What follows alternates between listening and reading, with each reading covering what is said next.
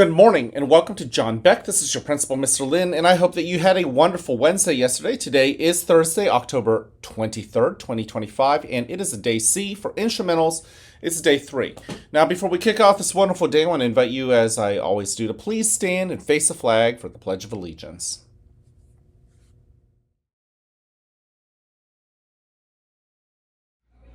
I pledge allegiance to the flag of the United States of America and to the republic for which it stands, one nation, under God, indivisible, with liberty and justice for all.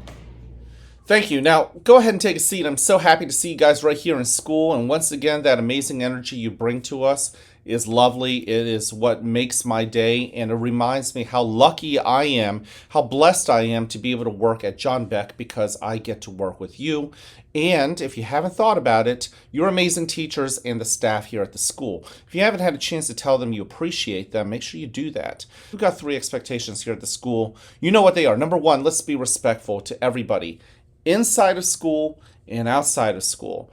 Don't forget that our lives don't exist only at John Beck. And yes, there are many things that we have reviewed time and time again about what it looks like to be respectful in the classroom, in the hallways, in the cafeteria, on the bus.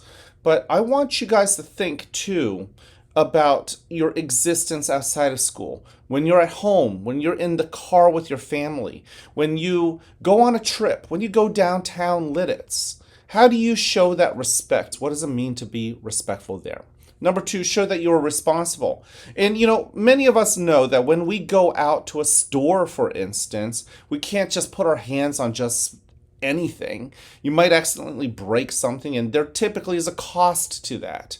And in order to avoid that, we have trained ourselves to be pretty good about controlling our hands, making sure that they're only doing helpful and encouraging things. We've talked about being responsible with our bodies here in school, right? Being responsible with our belongings, being responsible with our trays in the cafeteria, being responsible with whether we ought to be at a level 0 or a level 1 or a 2 or 3 or 4, right? Don't forget about our voice level chart.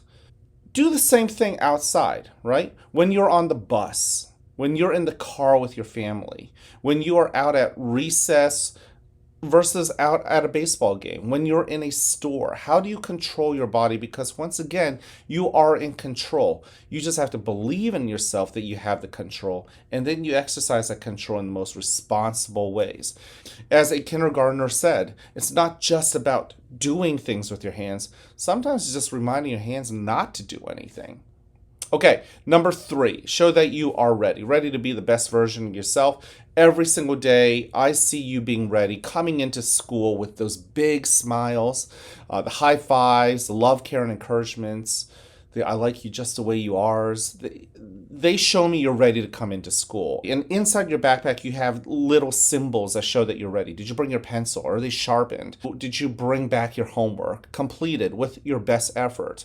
For those of us who don't always love tests or think that we have too many tests, did you show your best effort on it anyways so that your teachers have a good idea of what you do know and what you don't know?